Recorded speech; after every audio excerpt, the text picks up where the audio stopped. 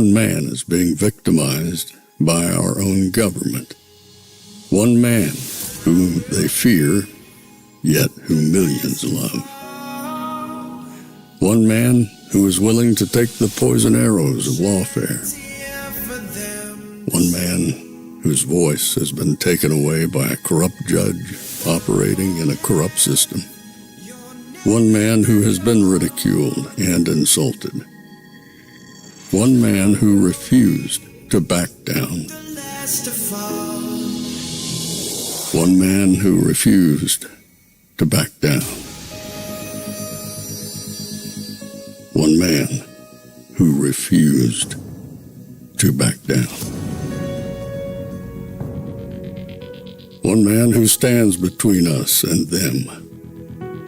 One man that wants to see America protected again. One man who wants to see America prosper again. One man who understands that a man is a man and a woman is a woman. One man who understands and protects the blessing of life.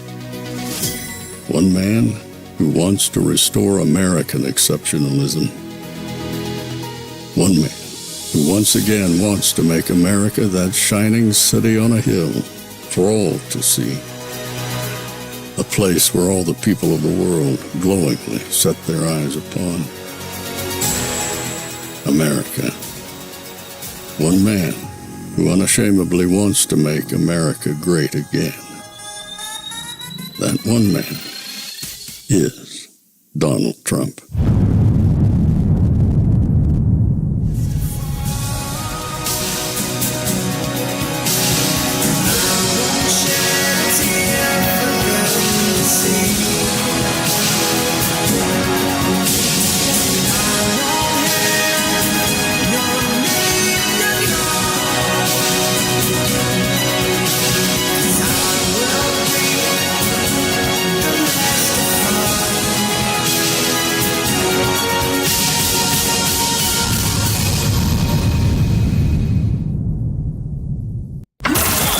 This is Fanfare with Barry Cunningham. Well, you have Donald Trump who's saying that Israel should target Iran's nuclear infrastructure. But when Kamala Harris was asked about it on this 60-minute special that's going to air tonight, they released a little clip of it. She couldn't say that she was an ally of Benjamin Netanyahu's. What was your response to that?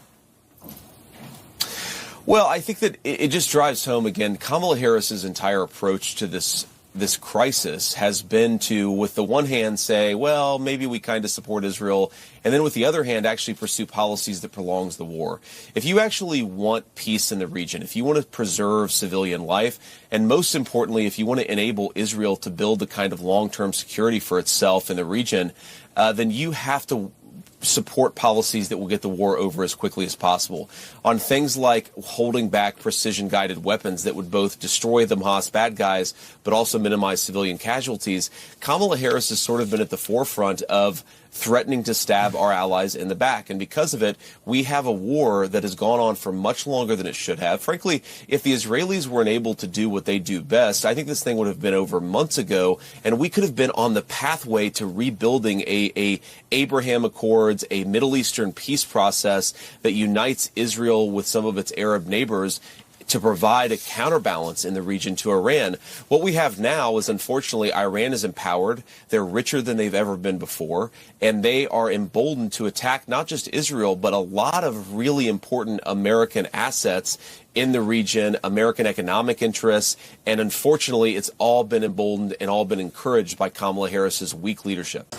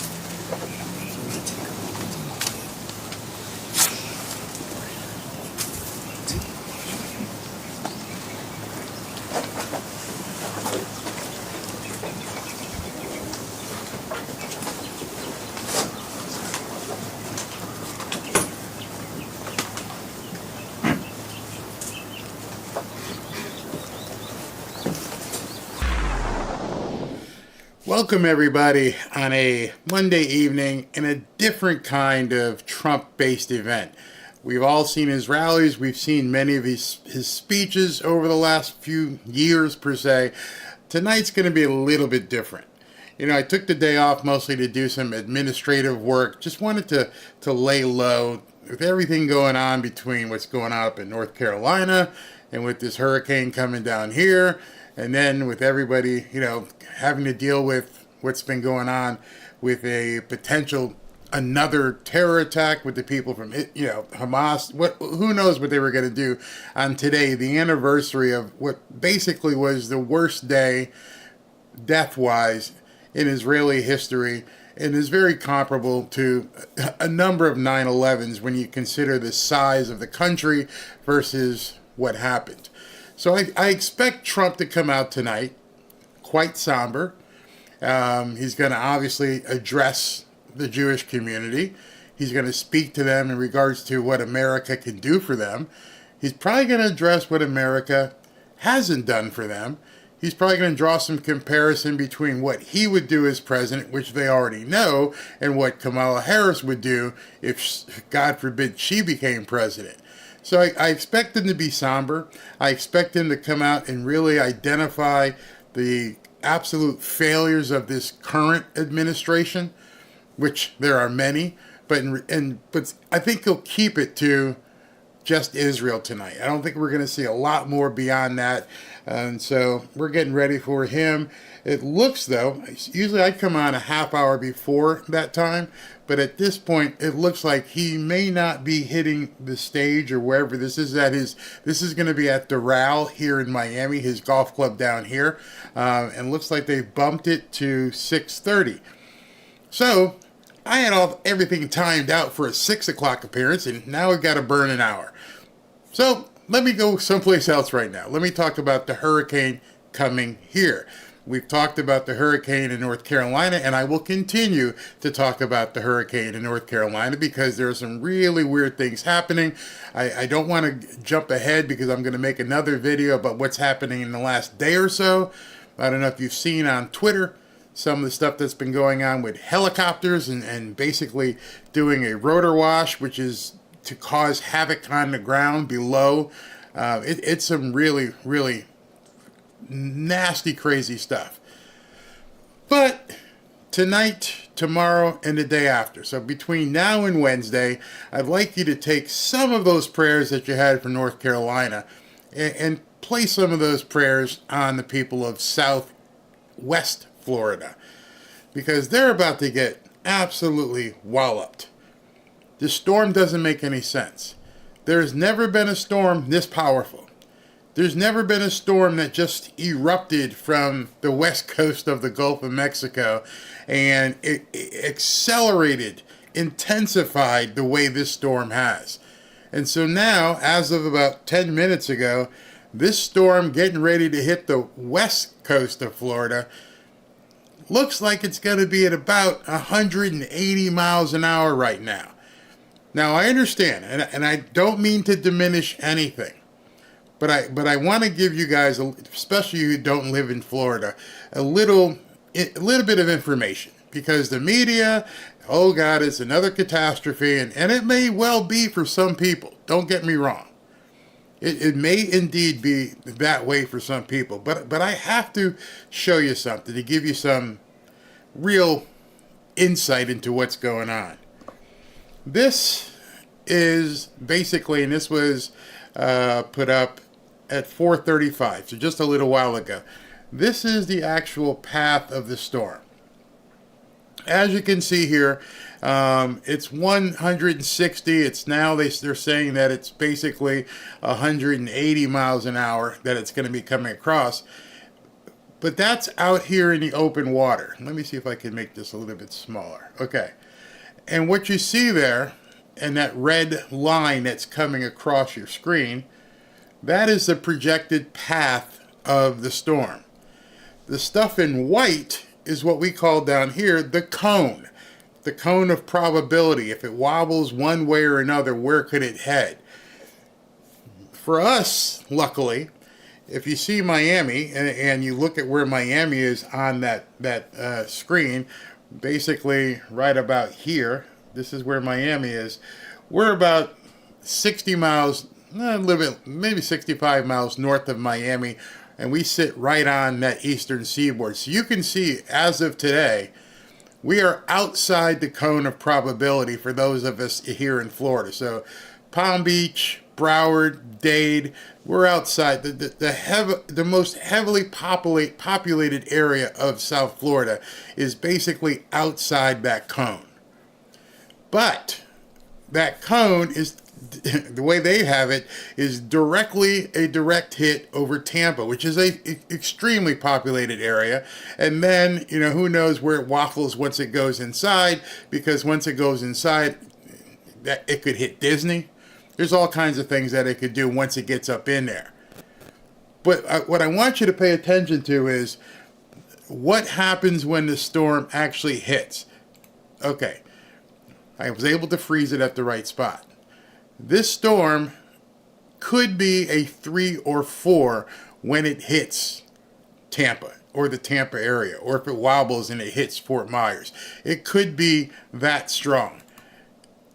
And if you look right now, it says Wednesday at 8 p.m., they're projecting it, as of now, it could get bigger, but as of now, it would hit Tampa at about 125 miles an hour.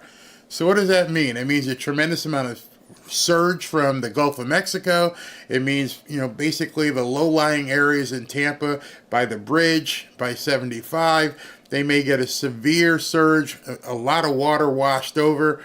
And then once it crosses the land in there, and you can see it's going to go across that entire swath out there by Daytona. A lot of rural areas through there. New Smyrna Beach, Orange, all through there is a lot of trees. NASCAR, what do you call it? The Daytona 500 Speedway, Daytona Speedway's up there.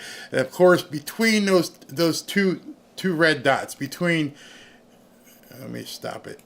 Between here in Tampa and over here in Daytona, you're looking at just a very, once again, like North Carolina, very rural type area. If it hits Orlando, then you could have another populated area. But it's going to be very rural. Lots of trees, a lot of trailer parks. Between Tampa and Daytona, there's Ocala, there's all kinds of just rural areas in there, Popka, that will be damaged. They're showing it, what are they showing there? It's 3, I'm trying to see what they're trying, basically turning into a 1 by the time it hits Daytona. Could this be as bad as what you're seeing in North Carolina? I'm not going to discount this at all. I'm not going to say it's not going to be bad once it hits Tampa and then moves on, because there's all kinds, but I can tell you this, I really doubt it will have the complete devastation that we've seen up in the mountains. Number one, the building codes down here are much different. We have so many hurricanes, they revamped the building codes. Every property you see there that's within like 30 or 40 years old is concrete. There are no, well, there may be, but there are very few wood houses, wood structures of any kind between the swath where that storm is going to head. That alone, just to let you know, and I'm not trying to discount it. The building codes alone down here in South Florida make it unlikely that it's going to be as catastrophic as it was up in the mountains. The other thing is our land. We don't have clay and soil and the things they have up there. This is a very sand-based area, so it's going to take on a bunch of water. And the water will look bad on television, but it will recede very quickly because it gets absorbed. One of the problems you have up in that area, it's gator country. And if the water rises and those gators get to come out of those tributaries where they're in, it can get really dangerous in that regard. Also, you've got a lot of cattle. Hopefully they've done something, again, with the hurricane here. Even right now, it's Monday at 5:45. So at Monday at 5:45, this thing is way over by Cancun. Let me just show that again. You see that? This is a little bit different than what you're seeing up north. Tuesday, tomorrow morning, it's still over here by Cancun. So, you live in Central Florida, you live anywhere inside of that cone, right now, you're bustling up, getting the hell out of Dodge if you can. I understand there's some problems with gas, because people didn't do it earlier. I don't know why they didn't get their gas earlier, but other than that, you know it's coming. There's no surprise. It's not just going to show up like it did in Western North Carolina. They didn't have any planning up there. It was just like, here's all the water, here's the rivers, good luck. Here, you've got time. You absolutely have time. There's no reason, if you have to stay, make sure you're not on the outer edge of anything.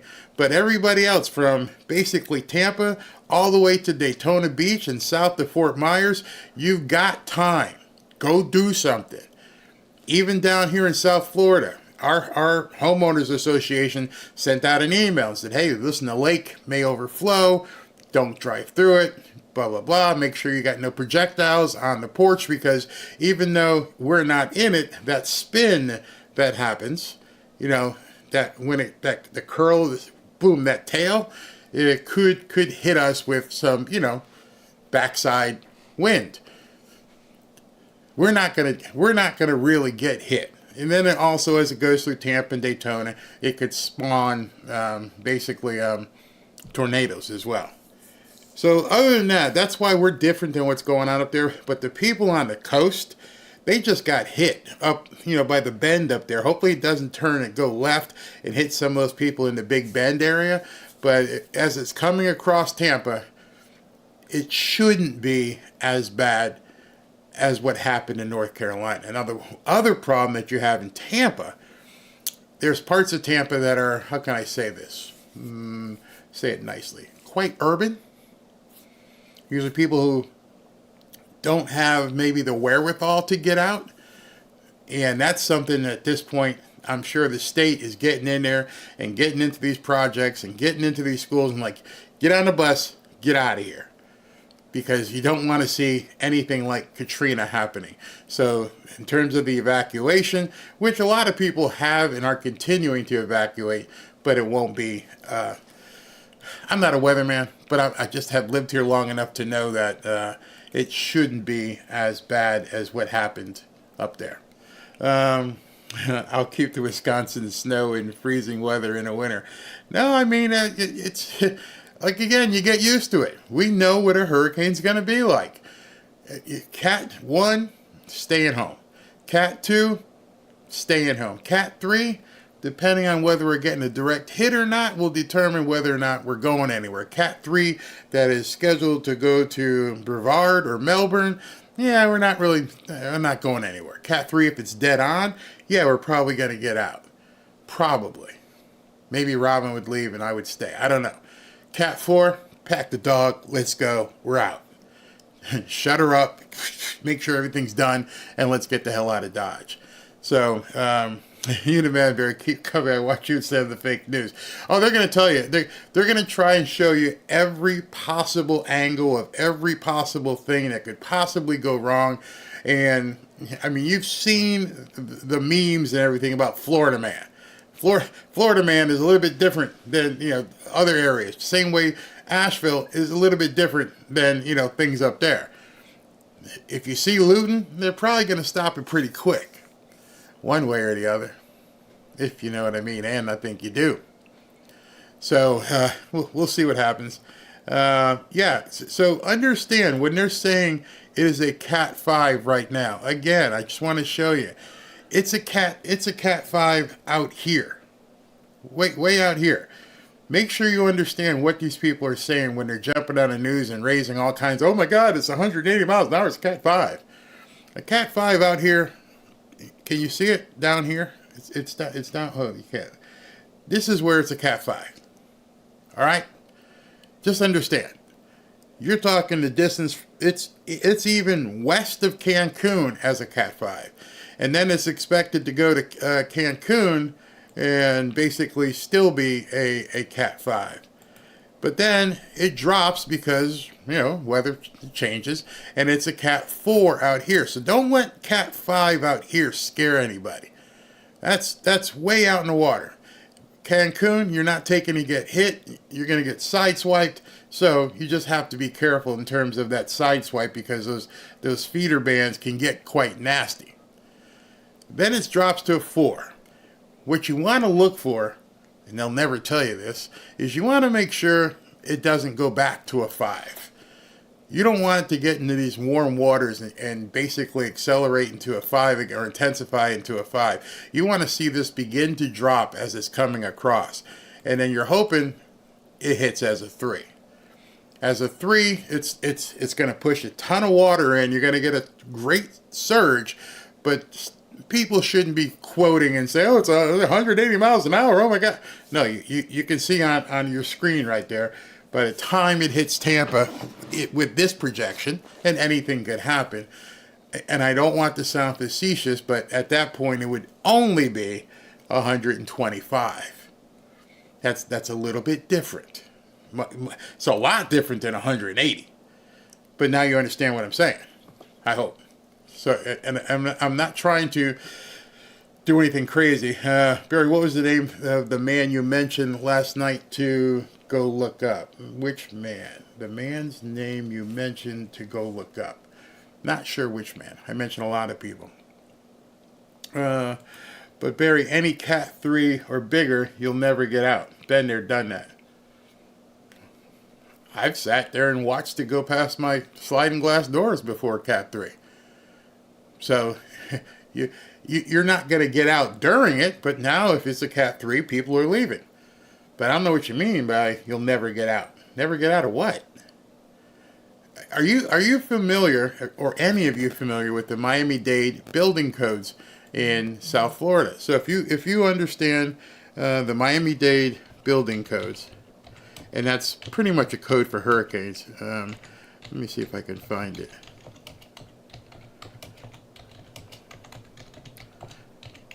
Okay, so Miami-Dade, let's see here. This is, let me just show you guys this, since we're waiting for Trump to show up, and I just want some people to understand what we're talking about. The Miami-Dade building codes, I can show you, which link can I pull up here? It's going to be better. All right, this one. All right. So you're a little bit edified, so people aren't freaking you out. The Miami-Dade County Building Code for Hurricanes includes requirements for wind-resistant design, high-impact windows, and roof retrofits. And it says the high-impact windows, the first 30 feet of a high-rise building must have windows that can withstand a 9-pound 2x4 traveling at 50 feet per second. And then down here it tells you, Miami-Dade and Broward counties are in high-velocity hurricane zones with different wind loads for different risk categories of building. Risk Category 1, 165. Risk Category 2, 175. So I guess what I'm just trying to show you is that the stuff down here is built to withstand. After Andrew came through, a lot of this stuff was built up so we don't see that. That's what we don't want to see. And so they redid the entire building code to make it sure, okay, and this is Florida's statewide building code adopted in 2002, has made a real difference. So I'm not making this up. I'm just telling you, having been in real estate, what things are. And here are the, the risk areas and how they determine it. Let's see here. The minimum, where is it? Okay, the reddish crossed areas show where the 2010 revision of the code removed parts of the state from the 140-mile-an-hour top gusts that are used to define wind-borne debris zone. And this is what a house could look like that has now been built up versus one. I mean, I don't want to get too far in the weeds. I'm just telling you. Like I've said before, 1 and 2, don't even miss sleep. 3, the wife may leave and I may hang out to make sure nothing's wrong. 4, everybody gets out. Everybody. And those are on direct hits. So right now, when you're seeing stuff like this, and there's really no, everybody within this cone of uncertainty right there, those people need to just make sure everything's okay. Now the problem is, which I've been telling you guys for months, is prep. You see, the people down in Fort Myers, you may miss the brunt of the storm, and the people in Daytona may miss the brunt of the storm. But if power goes out and you don't have any power for 4 or 5 days because the poles get wasted, that's where the problem starts coming in. If you got no power, the water, nobody drinks Florida water anyway. I can't remember the last time I drank tap water in Florida. Think about that. We do not remember the last time we drank tap water in Florida. So we're always drinking water out of our 5-gallon buckets or bottled water. Nobody that I know drinks Florida tap water. Just doesn't happen. So the big thing is electricity. And if I can't stream tomorrow, then that's what happened. The storm came through, or maybe Wednesday. And if Barry can't stream, it's because the power's out. Doesn't mean the house is gone. So that's just trying to give you guys a little bit of information as to how this stuff works down here. If you think you can handle the truth, hit that like button. See, this is the kind of stuff that, I'm looking at what Louise put here. This is the kind of stuff that I'm going to talk about on Twitter. I can't talk about that here. They don't want me talking about it. So I'm not going to talk about it. Yeah, do not. Somebody said don't drink Florida tap water.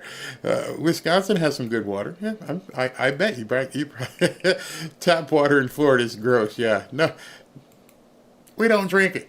So we're not going to run out of water because we don't drink it anyway. Yeah, you take a shower with it, but other than that, you're not really gonna. You've got water. What side is the dirty side on? The dirty side is usually okay. So if you're looking at a storm that's kind of on TV, on screen, it looks different. Basically, it's the back half. So if you could imagine, here, let me pull it back up again and show you. Okay, so. This side of a hurricane is the bad side. So as it's whipping around, it does this. The back end side is the side that can get you, that can whip you. It's like an alligator tail. It's just coming and it's whipping you. It's whipping you. You see, because the front side is going like this, but it's that back side that can give you quite the wallop. Quite the wallop. Hate those things. Let's see here. No money. Have plenty of body wipes if no water. Yeah, that makes a lot of sense. Breaking news: Vice President Harris marks October 7 attacks with tree planting. Yeah, I heard that. I didn't want to even show it. I don't want to hit her so hard, but everything she did on 60 Minutes, Tim Waltz going on Fox News, it's just unbelievable how out of touch this entire campaign of hers is. I mean, she's seriously circling the bowl at this point. It's really bad. Water flood will come in on the north side of the storm, northeast side, because that's where that tail side comes in and hits. The reason people can't describe these storms can't survive these storms is common sense. I will have to agree with you. I mean, my wife, as I've mentioned to you, is a big prepper. If the power went out here, I'd be pissed off because I couldn't do my videos. But other than that, we're going to be fine. It's people who are going to lose. The water damage is probably the worst. Water and wind. And we saw what happened to the people in North Carolina. That was water damage. You can get away with wind. You're going to lose your power. You may lose, a roof tile. But there are people on the coast over there in Tampa. Some of these houses should be up on stilts by now because they've been leveled before. A lot of the hotels and little mom and pop motels may get wiped out. Things like that. But most of that time it's because of the water surge that's going to come over and hurt them. I drink water from a filter from my fridge in Hollywood, Florida. But trust me, I have bottled water backup, 3 propane tanks for my grill. Yep, Florida man. You are Florida man or Florida woman. I can't tell by your avatar. It looks like Florida woman. You got the propane. You're gonna eat. So, a lot of people, and trust me, I love the prayers. I love that you're wishing people well. Let's focus on that Tampa area. They're going to get walloped one way or the other. And we'll see that. Quit scaring each other. The fear is high enough. I'm not sure who's talking about fear at this point. It's called reality. If you can't face the reality of a hurricane staring you down, it's not fear. Because fear, in my mind, here's what fear does. Fear doesn't allow you to make real decisions. Fear paralyzes you. People in Tampa and all along the west coast of Florida, what they need to be doing right now is making decisions. Actually, it may be too late. They may have wasted time. But you have time to make your decisions. And it's funny, for some reason, I saw everyone fleeing Tampa, and they were all going north. And I'm wondering why there wasn't a big rush to come south. That was kind of interesting. Barry, the Call Me Daddy interview was just a disgusting new low and shows how bad she's losing. You go on what's basically, I guess we can just call it, a porn site where they're talking about, different things involving, bedroom stuff. And she thinks that's the market she wants to go after. Good luck with that. Absolutely. Good luck with that. Benny Johnson evacuated. Yes, he did. And I think Benny, one of the reasons why he had to evacuate, he was under mandatory evacuation. So that means he may be on a barrier island or close to it. So when we lived in Fort Lauderdale, we were not on the barrier island, meaning on the other side of the intercoastal, but we were on the western side of the intercoastal, which is west of the barrier island, as they call it. So he may live, and his studio may be on that side of the barrier island, and then they come up with the evacuations, and they have mandatory. And so if you're under a mandatory evacuation, you don't have a choice. You got to get out. Oh, wow. My brother is directly in Milton's path. He has a typical stubborn Floridian. I worry for him. He's the only family I have left. I moved to Tennessee to get away from that crap. All right, so if your brother lives in a concrete house, B, if he has hurricane impact windows and doors, C, if he's not directly on the ocean, or rather the Gulf, maybe he feels he's put himself in such a way that he could withstand whatever's coming. And what I mean by that, put himself in such a way, does he have a generator? I mean, a lot of people down here, it's not like up North Carolina. A lot of people down here have generators. And I don't mean like a little solar power. I mean like a generator that's installed and runs your house, the entire house. It costs about $25,000 to install that. And if you install one of those generators, power goes off, the generator kicks on. It's like nothing ever happened. So it all depends on where he lives and how he's prepared. I know some people who lived on A1A. There's a guy who's got basically a castle on A1A. It's probably 6 feet off the ground. And then the entire home, the facade of it, is made of concrete poured brick. So it's not just a concrete block, it's poured block. And then he's got hurricane impact windows and doors. I mean, basically, if you've never seen like a demo of a hurricane impact windows or doors, you could literally shoot at it. So, something flying into the house and all this stuff, he could literally open his blinds and watch a hurricane come, and he's going to be okay. Provided it's not a tidal wave, but if it's just even a Cat 4, he could sit there and just pop some popcorn and watch a Cat 4 hurricane come across. I wouldn't want to be there, but yeah. I have a big welding generator that runs my entire house. Ooh, that's nice. That's nice. Yeah, I'm in Boca. Yeah, I'm in southeast Florida. Somebody said something about Benny's evacuation. What good is a generator when houses, towns are gone in section of the country? I'm trying to kind of confused by what you're saying. What good is a generator when houses and towns are gone in section of a country? I'm talking about Florida. I'm talking about Florida building codes. I'm talking about Florida hurricanes. The people down here, especially here in South Florida, who have lived through hurricanes, who have rebuilt through hurricanes, who understand how your house has to be fortified. Last time I checked, there are no towns that got obliterated in South Florida. They're all still here. When Andrew came through, which was probably the worst hurricane that hit Florida, maybe one of the worst that ever hit the country, it obliterated a certain area because they weren't at that time at these building codes. Even if Andrew came through South Florida again, I do not think it could wreak the kind of damage that Andrew did. So when you're saying what good is it when houses and towns are gone, it doesn't happen. I'm just being honest with you. I've seen I forget which one it was. Wilma? Might have been Wilma. Wilma might have been a 4 that came through. And Robin and I took off and we went to Orlando. And we stayed in Orlando right by Disney for a couple days. And we came back and the power was out. Everything else was still here.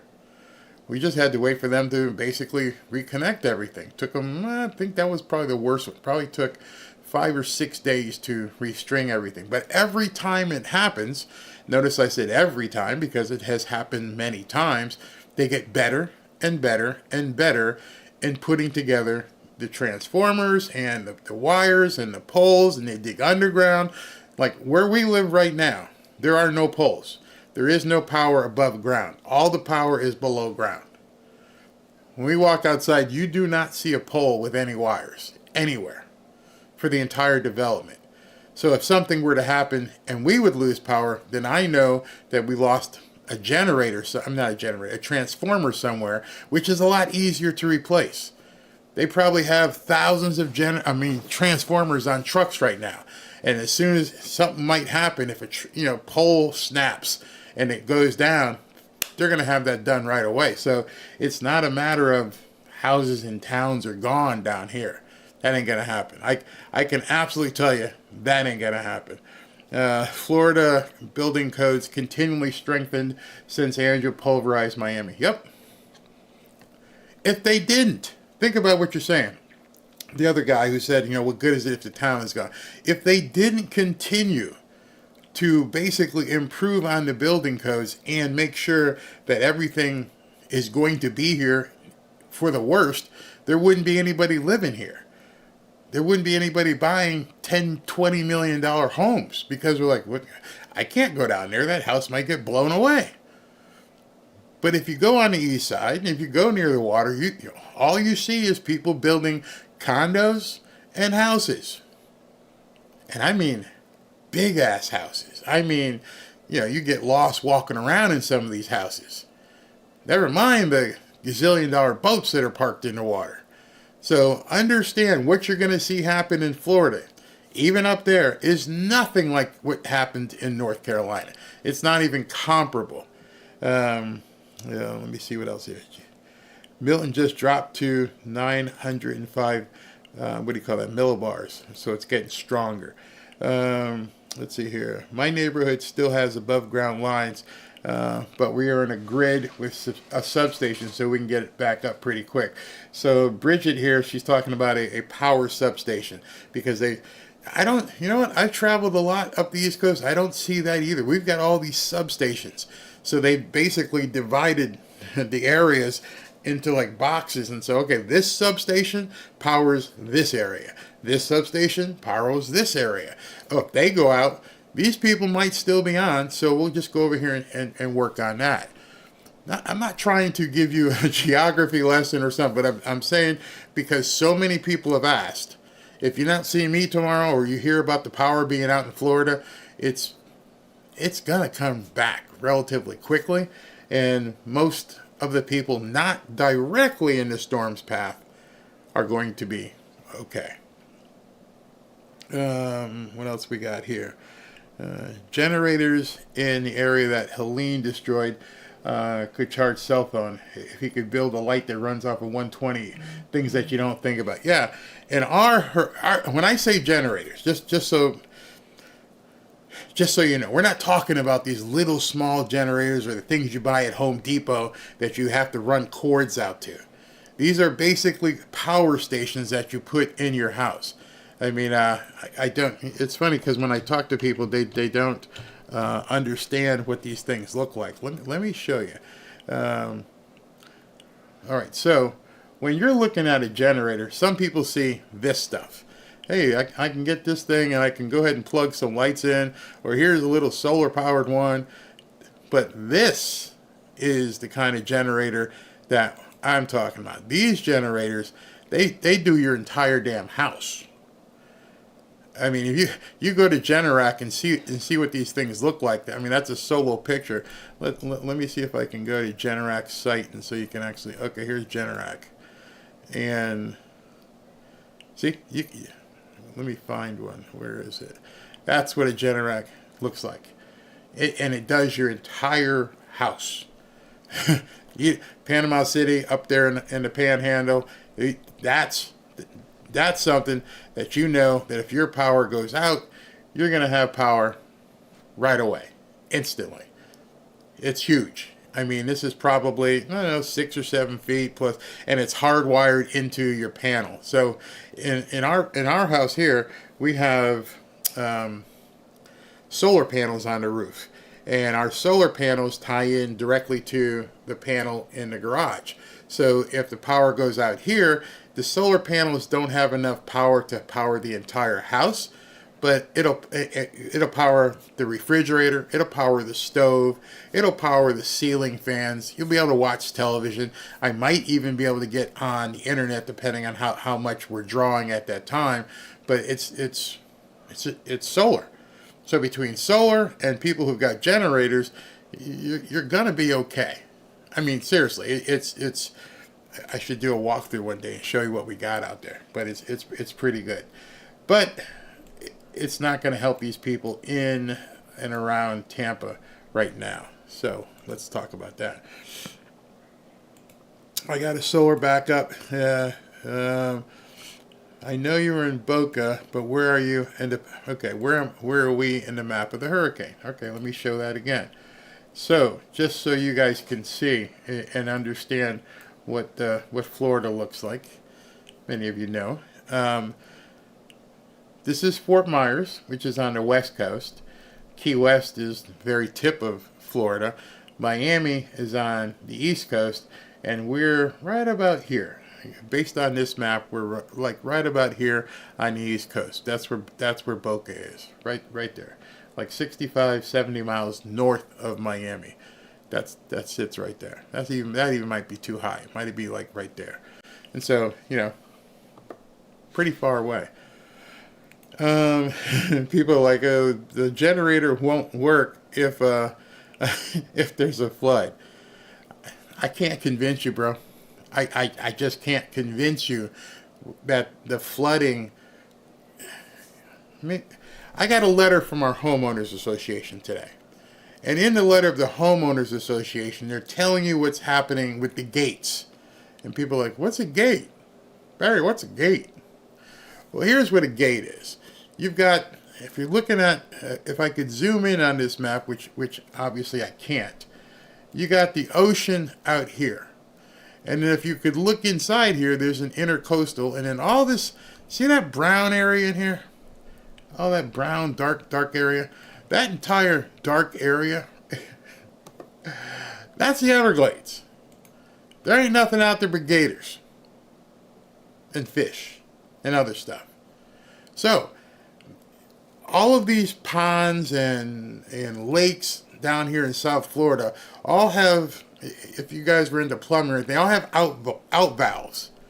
And so if the lake's raised too high, they sit there and literally crank them open and let that water flow out to the Everglades. And it may be on the west side of town, it may be on the south side of town, their canal, even the intercoastal. The intercoastal gets too high, they open the gates. And it lets the water basically rush out to the intercoastal. Now you're going to see, and I'm going to tell you right now, you are going to see videos of flooding in Miami. It's going to happen. But they never tell you that flooding goes away in like 12 hours. And so people who know, hey, listen, the storm's coming, get your cars out because it's going to flood in these parts of Miami. It's. You ever notice when you watch the news and they show you the floods from Miami, they never show you how it looks a couple days later. They'll show you the storm a couple days later in other areas, like, oh my God, look at the wrath of the storm and what it did to everybody. They don't go back and show you in Miami. Why? Because then next day people are driving up down the road like nothing happened. There's no landslide. There's no dirt. It's sand. I remember when one of the hurricanes came across A1A. And then within 2 days, they had the payloaders and the bulldozers picking up the sand and tossing it back over. It's a different area down here. It's even different than what's going on in Tampa. Okay. Yes, they are called floodgates. Absolutely. There should be a required course with all this information if you choose to move to Florida. Yeah, and the only reason I know it, it's funny you mention that. Having been involved in real estate so much, every question you guys are asking, trust me, I've heard from every out-of-state person who's ever bought a home here. Like, wait a second, man. I really like this house, but I heard about these hurricanes and alligators. And so first thing you tell somebody is every body of water that you see anywhere. You're driving along, you see a canal. Every single body of water. You have one thing you have to remember. Just assume there's alligators. You see people go, just assume. How do you think the rest of us live? We know if there's black water, don't go near it. That's it. It's that simple. We see people come in and they're tourists and they're walking their dogs by the lake. Hey, you might want to pull Fluffy back up on the leash right quick. Unless you want him to be an hors d'oeuvre, get him up. You have to assume every body of water has an alligator or alligators. I told Ashley, I sent her the email from our HOA. Hey, we got a gator in pond 2. All right. Hey, we got 2 of them over in pond 4. Okay. Keep your pets away. As you're jogging, don't stop. There's gators there. You just learn. You learn to live with it. You want to buy a house here? Understand you're coming into the gators' domain. They lived here a lot longer than we have. So that's number one. You have to teach people that. You're buying this house and you're buying it on the waterfront. Well, that's not really waterfront. That's like river or lakefront. You see this bank? So when you see smoothed out grass or smoothed out mud, you got a gator. You've seen pictures of people who walked out their front door and there's a gator on the front lawn. You have to be prepared for that. That's one of the things I keep saying to people over and over. You have to be prepared. Every time I do one of these shows, when I walk out, the dog says, hey, I want to go outside. So what do?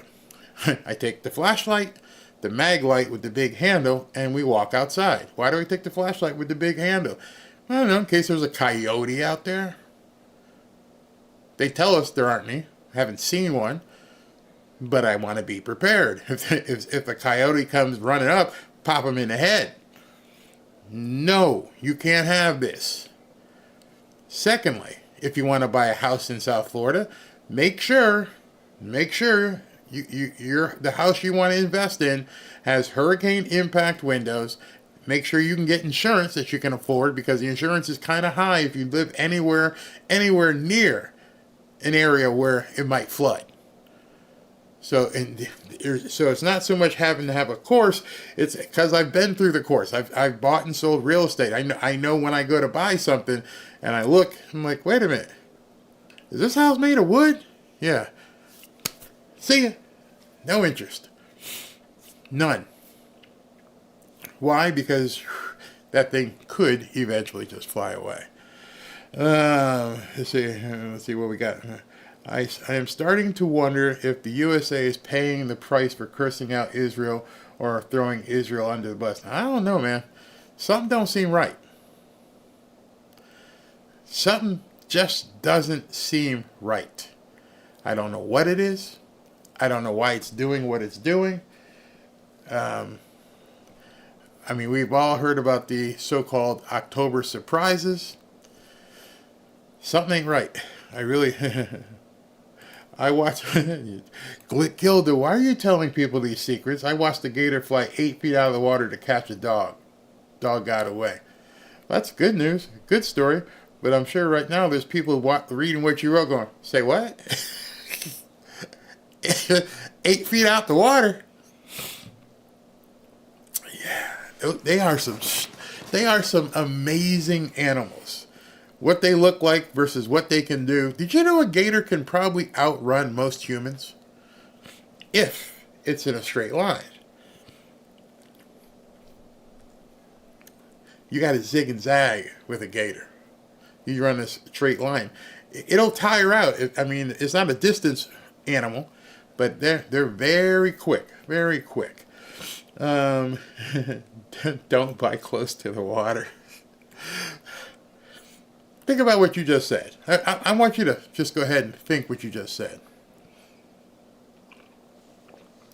Don't buy close to the water.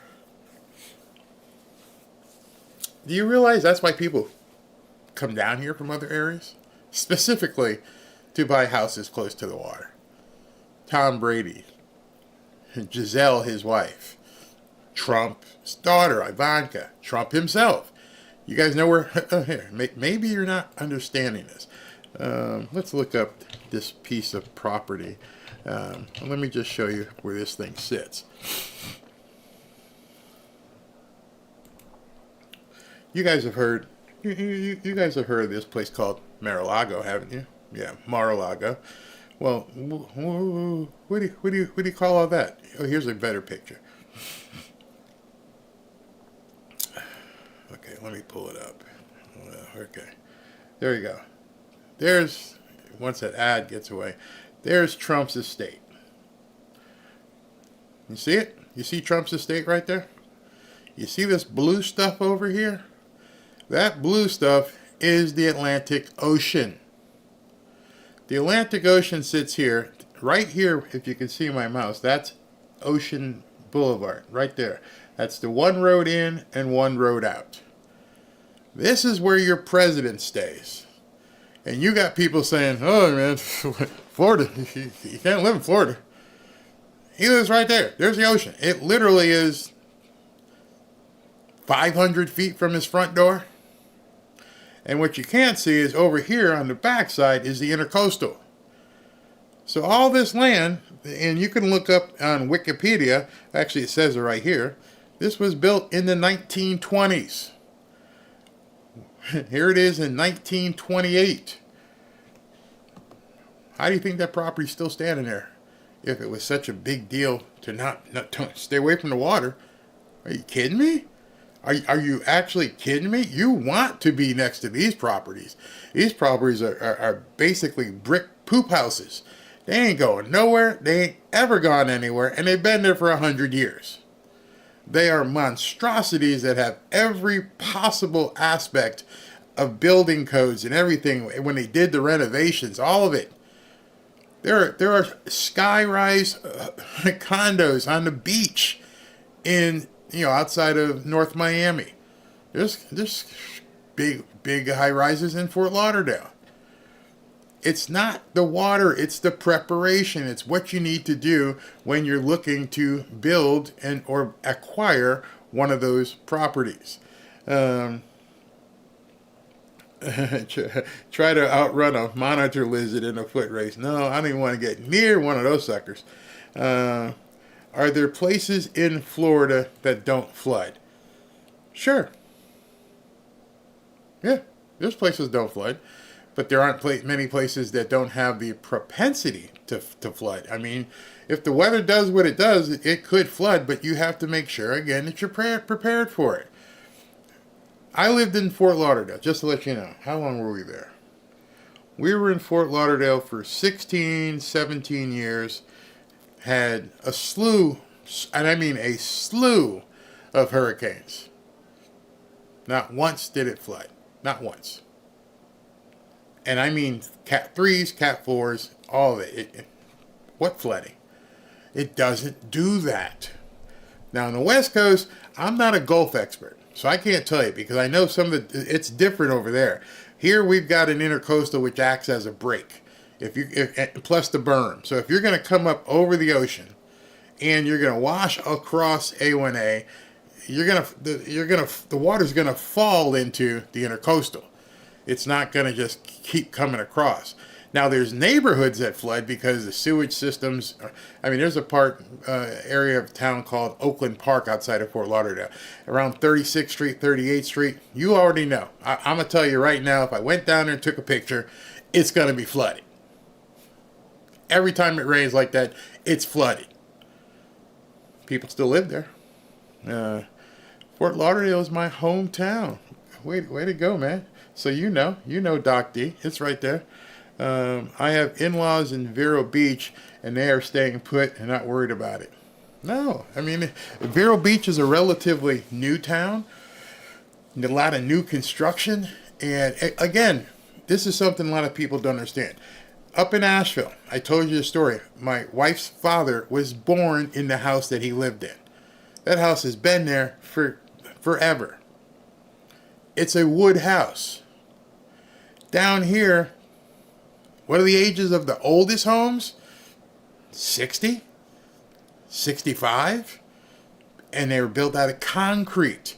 If I tap that wall right there, it's not going to go boom, boom, boom. It's going to go duck, duck, duck, because I'm hitting a brick, an actual brick wall.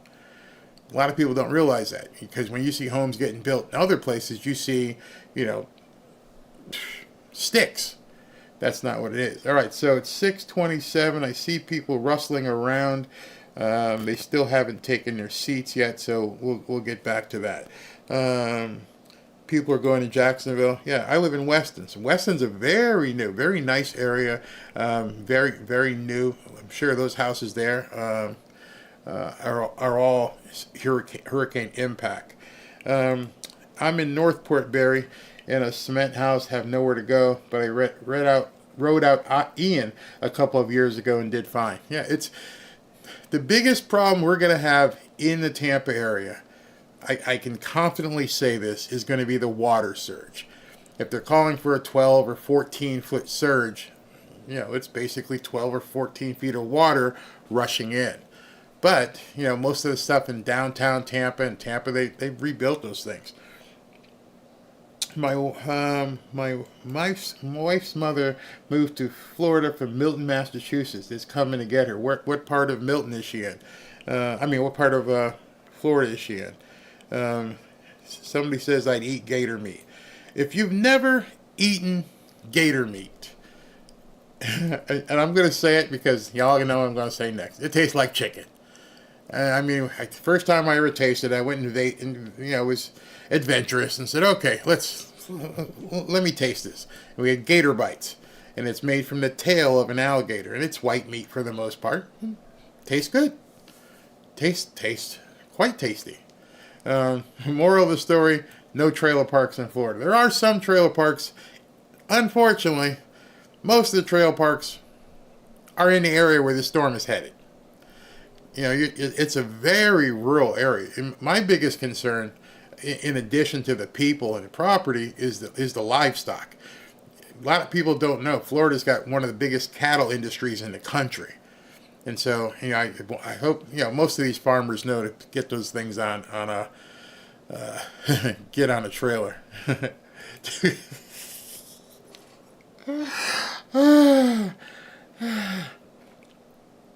With a straight face, I can tell you, if any of them waded out into a lake down here because they saw a duck, or if they saw, a goose or something out there floating around, have mercy on them.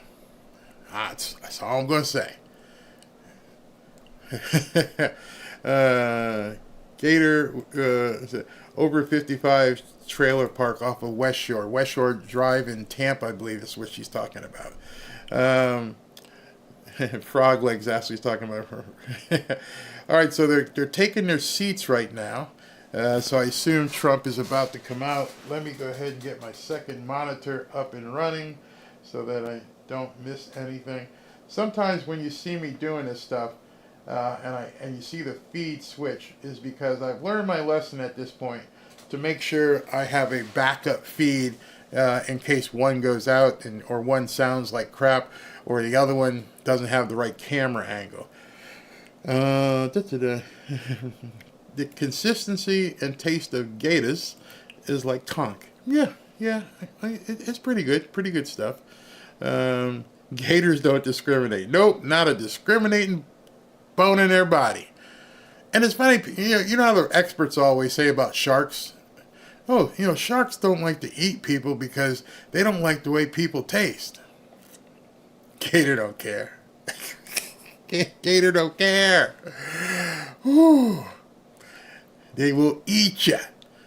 Yeah, I always thought that would be the best deterrent, and I think they put some of that stuff over in some of those canals and rivers over there in Mexico. I heard on Truth Social, FEMA is blocking roads and waterways in Florida. I don't think that's true. Here's why I don't think it's true. FEMA, if they even do anything, is usually after a disaster hits.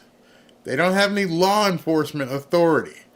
And down here, I'm pretty sure DeSantis would go tell these people, go pound sand. I know he's called out the National Guard. I know the sheriffs are out there on duty. And I know, that one sheriff over there on the West Coast, he's already told people, if they loot, shoot. Just so you know, if y'all over there, anyone listening here deciding, hey, this might, everyone's evacuating. There's going to be a bunch of empty homes over there. That's going to be some easy pickings. Let me just jump on in that. Okay? If you loot, shoot. The man is well known for telling people, do what you got to do. Protect your house. So as of down here, I don't think FEMA is doing that. Yeah, as of 5 p.m., FEMA is not blocking traffic. There's good luck. Good luck you get run over. Highway 301 in Florida is an interesting drive. If you ever been to Gainesville, where the Florida Gators play, back in the day when my wife was an EMT and she had to transport patients up to a hospital or from a hospital in Gainesville, and she would say they were just like all over the place, just on the side of the road hanging out. There's a beach outside of Myrtle Beach called Huntington Beach. At Huntington Beach, you're driving into the beach, and they're all just hanging out. What's up? Keep that dog in the car. And I'm like, there's people walking around. I'm like, do you see these lizards? These are big, big lizards. They're ready to eat you. FEMA and FDI are always after the fact. Yeah, after the fact. Right now, he's got the state of emergency in place. Everything's going to run smoothly. If you live in Florida, we will never run out of meat to eat because of the abundance of gators. How can I address this without sounding callous? If you have a weapon and you have access to a boat, if you know what you're doing, you're going to eat in Florida. There are wild boars. Poo-poo. Roast them. There is an abundance of fish everywhere. I mean, everywhere. And like the gentleman said here, Lion's Prince, there's also gators that are, they hunt back. Even though a boar will hunt back too. Don't think the boar is just going to go, oops, sorry, I'm going to die now. Nope, that ain't going to happen. He's going to fight back. He's going to charge you. That's why I don't go hunting, because I don't want something hunting me. And there's bears. There's bears out there. And all kinds of other stuff that you can eat. So if you can hunt, you'll eat. If you can fish, you can eat. If you can trap gators, you can eat. And if you can do all those things, you're going to help feed other people. See, what happened up in North Carolina is a lot of that wildlife just got killed. I'm sure there's deer up there. I've seen them. There's deer here. I'm sure these mountain men up there would love to start, hey, we're going to eat, let's go out and hunt something. But if they can't find anything, if everything's already dead, and then I don't know what the water quality is out there to fish, but it's sad. My neighbor has a 400-pound pet hog. They have a 400-pound pet hog right now. Can you imagine? You had a 400-pound pet hog and all the power and water and nothing's around those stores, and you start looking at Porky like,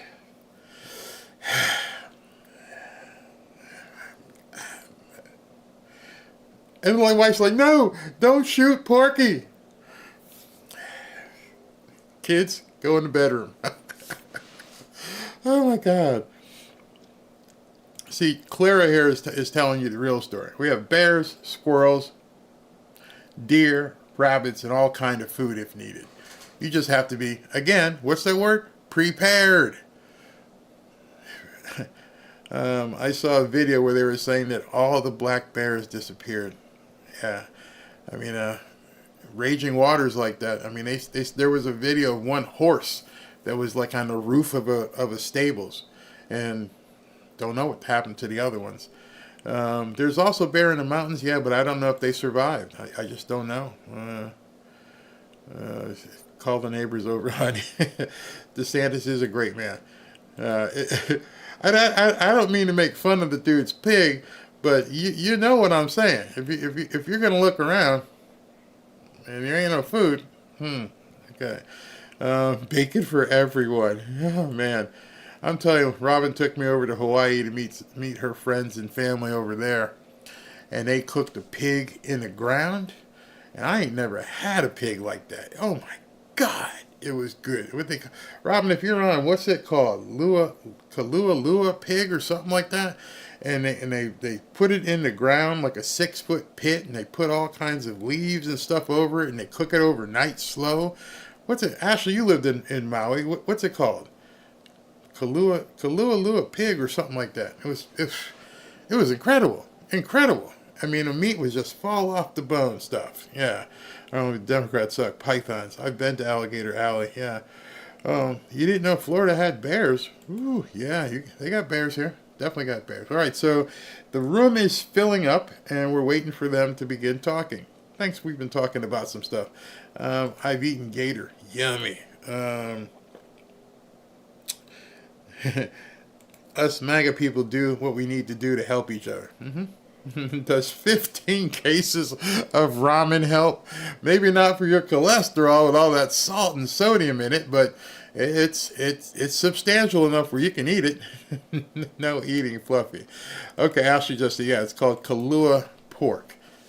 Simply amazing. I mean, it's just not a whole lot of spices on it, not a whole lot of sauces unless you put on it yourself, and it just falls out of your mouth type stuff. Oh, it's fantastic. Loved it. Let's see, and we call it at Louisiana cochon de lait. Okay, what's that mean? Oh, that's how we cook cows for weddings. Yeah. A spoonful of honey can stain you for a day. Yeah. I'd rather eat tree barks than iguanas like a lot of people do. Yeah, they'll eat an iguana. Well, think about it. An iguana, although it's ugly, it's eating mostly leaves and little bugs and animals and stuff. Lots of protein. I mean, I would hate I'm not one for skinning anything or gutting anything. I don't even like doing anything with the fish. Robin handles all that. She catch a fish, I watch her how she cleans it. I'm like, ugh, that's gross, man. But tastes good. Tastes good. An empty belly is one hell of a motor. Now multiply that times 4 or 5 people in the family all looking at that family pig. He ain't gonna make it. I'm just gonna tell you, he ain't gonna make it. Chickens eat bugs. Mice. I didn't know chickens were carnivores. Interesting. Very interesting. I did not know that. See, I just learned something. Hey Barry, thank you for your information. What are some of the better cities in North Florida? And I'm looking also in the area of West Palm Beach, Delray. Delray is beautiful. I don't like West Palm. Sorry, I don't like West Palm. It's too hoodie for me. Delray, beautiful. Absolutely beautiful in Delray. North Florida, I don't have as much time up there. I mean, it's a whole different lifestyle. Just to let you know, South Florida and North Florida are like two different states. Literally, like two different states. We have a lot of New Yorkers here. I always thought that the Florida Marlins, the baseball team, the Major League Baseball did the biggest, stupidest blunder ever. When they brought the Florida Marlins in and said, here's your team, Florida, you should have made them in the American League East. They should have been playing Boston and Baltimore and New York, because if you had put them in that, they'd sell out every game. Because everybody down here is from up there, including myself, being from Connecticut. There are very, very, very few native South Floridians. And that's why it's been a hard thing to turn for the vote, because North Florida is red. South Florida, you don't know. It might be red, might be purple. And, for Trump now, the Cubans down in South Florida, they love him. By the way, tomorrow, he's got an early Latino, Hispanic summit at 10:30, which I'll be covering. So that's going to be down here in Miami at this same venue, I believe, at his Doral Country Club in Miami. So 10:30 tomorrow, we'll be hitting that when he goes live, which is going to be very interesting because Latinos are really, really fleeing from Kamala Harris. I mean, I think he's up to like 45%, which mathematically, as with the black audience, she can't overcome. You can't overcome this stuff. But in any event, North Florida, I just don't know it as well. Jacksonville's up there on the east side. We lived in Daytona a while ago. Daytona is nice, very country, and we have a man making his way to the stage.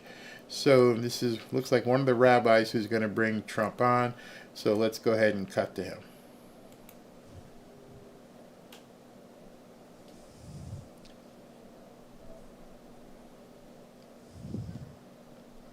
Distinguished guests, ladies and gentlemen, an event that none of us wanted to attend, an event that none of us thought living in America would ever occur.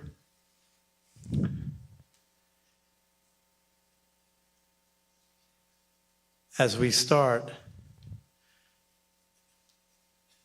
I would like to call upon Rabbi Harlig, chaplain, Miami-Dade Police Department,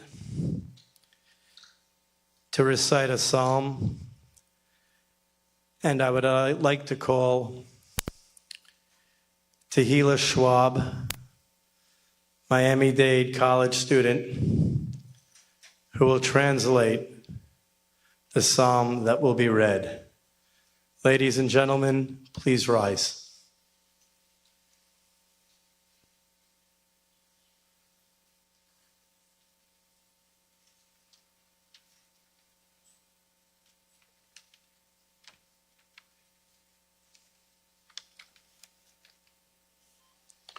From the words of a fallen soldier, Eitan Oster, the true soldier fights not because he hates what's in front of him, but because he loves what's behind him. They said they love the people they defend, and they love in our country, in America, having amazing leaders that are standing firm with Israel.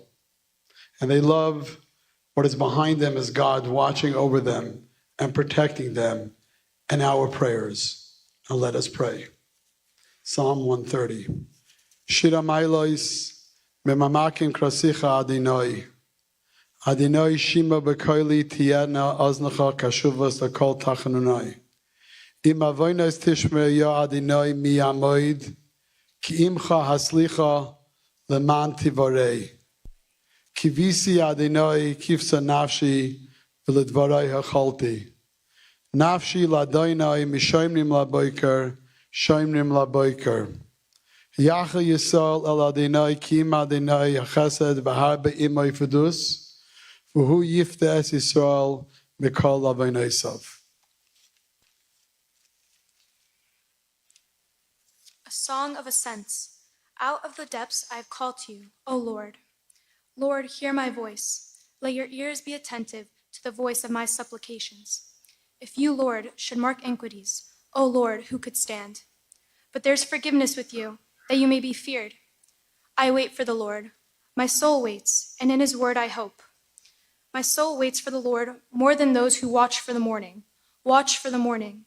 Let Israel hope in the Lord, for with the Lord there is loving kindness, and with him is bountiful redemption, and he shall redeem Israel from all his iniquities.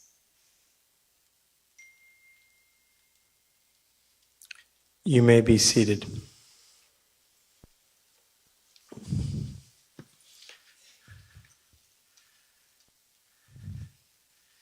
If for one moment you can glance around the room, you will see the faces of those who were taken from us on October 7th, and October 7th only.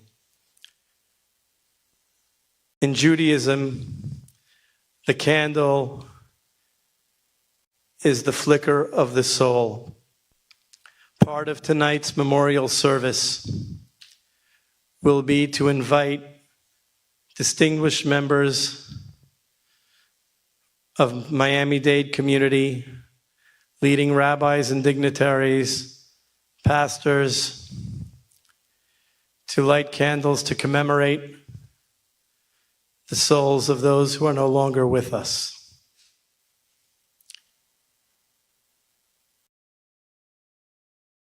Some of those people who will be lighting the candles will deliver some remarks. The first speaker at tonight's event represents Israel with tremendous dignity and with tremendous courage to stand and face the adversaries that condemn Israel. I'd like to call upon Israel's Consul General, Mayor Sterinsky, to light the first candle and deliver some remarks.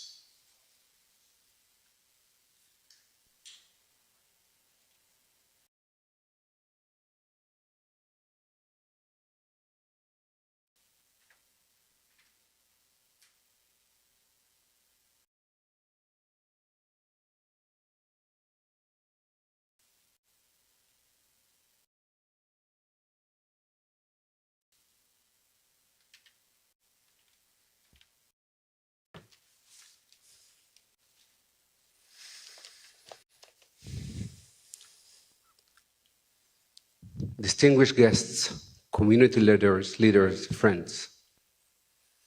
Never did we think we would relive the atrocities of our ancestors endured for centuries: persecutions, incitement, pogroms, and mass murders.